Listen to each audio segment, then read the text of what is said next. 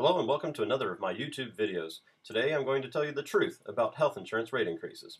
Unless you've been living under a rock, you've seen plenty of news on the healthcare reform debate. Millions of Americans are struggling to pay for their health care. Without health insurance, a person's savings can be completely wiped out by a single expensive illness or injury. Adding insult to injury, reports have come out in recent weeks of a for-profit insurance company hitting its customers with rate increases as high as 35 and 39%. When you hear about price increases like that, the first thing you think is that a bunch of greedy CEOs must be to blame. But it doesn't seem to be just the for-profit companies who are jacking up rates. Late last year, a non-profit Blue Cross plan asked for average rate increases of 56%. So if even the non-profit companies are asking for such high increases, maybe there's a bigger reason than just profits. In fact, there are several reasons, and I'm going to show you the 5 main ones. The first is health cost trends. Every year we spend more and more on health care. Why do the costs go up every year? The most obvious answer is advances in medical technology. New medicines and medical devices come out every year to help us get better faster and live longer. That comes at a price.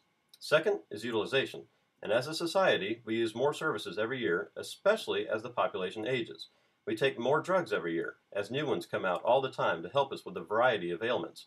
But the biggest driver of health cost is the rates that are paid to providers, like doctors and hospitals. In fact, insurers have seen an enormous spike in the number of hospitals that are now asking for increases of 20% or more. This trend is now referred to by experts as the provider problem. You can learn about this in another video of mine called The Truth About the Provider Problem. This is an interesting video all by itself, so make sure you don't miss that one. So how much of these 3 health cost trend factors contribute to rate increases? According to the firm PricewaterhouseCoopers, medical costs are expected to increase 9% in 2010. You can find this on their website, pwc.com. In my work as a health actuary, I've seen trends higher or lower than this from one state to the next, but on average, this is pretty close. So the first of our reasons for rate increases contributes 9% all by itself. But then what happens to that 9%? The next reason I've listed, called leveraging, turns this 9% into even higher numbers. Leveraging refers to any time one impact translates into a bigger impact felt somewhere else. The main kind of leveraging you may hear about is called deductible leveraging. Deductible leveraging is easiest to illustrate with a simple example. Let's say your total healthcare costs last year were $5,000 before insurance. To keep the math simple, let's say your costs go up 10% this year. So your healthcare costs are $500 higher in 2010. Now to keep it simple, let's say that you're on a plan with a $3,000 deductible both years, and you don't have to pay anything else. So both years you pay $3,000 out of pocket. The rest of it, shown in green, would be paid by your health insurer. That means that extra $500 next year is all paid by the insurance company. But how much did their part go up in terms of a percentage? Since your part didn't go up at all, their part went up 25%. In this example, that 10% increase in total healthcare costs turns into over 25% for what the insurance company pays. This is what we call leveraging. And it gets worse the higher the deductible.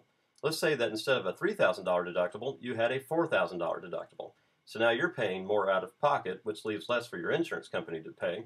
But look how fast the insurance company's part increases from one year to the next. Again, the difference from last year to this year is that same $500. But in terms of a percentage, this time the insurance company's part goes up 50%. How does the insurance company cover that big increase? They raise your rates. And actually, the third reason for rate increases is actually just another layer of this leveraging. Believe it or not, employer contributions add to this leveraging phenomenon. Allow me to illustrate. Let's say the coverage you get through your employer costs $200 per month for just a single policy. And let's say your employer covers $140 a month as part of your benefits. That means you would pay the remaining $60 a month out of your paycheck. But what about next year? Let's say your health insurance plan goes up 20% or $40 a month. Most employers are not willing to raise their contribution 20%. Let's say they increase their part 5%. So even though the cost of your insurance went up $40, your employer only increased their part $7. So the remaining $33 increase goes to you. That means your part went up 55%. So we started off with that 9% cost trend, which in this example turned into a 20% rate increase because of your deductible, and from there up a total of 55% in terms of how much is taken from your paycheck. So now you see what I meant by 2 layers of leveraging. But we still haven't made it to another factor that can increase your rates, called adverse selection. This is a fancy term that actuaries use. All it means is that when rates go up fast, the first people who stop buying insurance are usually the healthy ones. And when they do, everybody else's rates have to go up. This makes more sense when you realize just how many people who have insurance don't get a single dollar of medical care paid by their insurance company in a year. I pulled data for over 100,000 members with individual coverage that they bought directly from an insurance company rather than going through their employer. Now, members in these plans tend to have somewhat higher deductibles, but you see in this graph that 20% of the members I looked at didn't have a dime paid by their insurance plan. Another 15% had less than $100 paid by their plan. 10% more had up to $200 paid. Another 6% had less than $300 in paid claims, and another 18% had less than $1,000 in claims paid by this insurance company, which means only 30% of members had more than $1,000 paid by the insurance company. But that 30% of the population was an expensive 30%.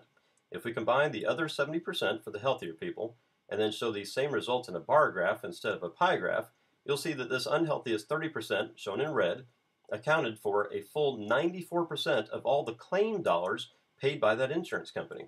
Several hundred of these individuals had claims over $100,000 each. So what happens next year when the rates go up for everybody? Well, the people with more than $1,000 in paid claims, they're very likely to keep their health insurance. But what about the healthier members? Remember the people who paid their premiums all year and didn't have a penny paid by their insurance company? Those are the people most likely to say, enough is enough. I'll take my chances that I stay healthy next year, and I'll cancel my insurance policy. Some of the people in the next least expensive group will probably leave too, and so on and so forth. So when we come back to this graph, just imagine what happens if, say, 20% of those healthy people leave. Well, because these are the healthiest people, when they leave, not very many of the total claims dollars leave with them. That means all those remaining claim dollars have to be split among a smaller population of remaining members. In this example, adverse selection alone would add another 15% on top of health cost trend and on top of deductible leveraging, which brings us back to this list.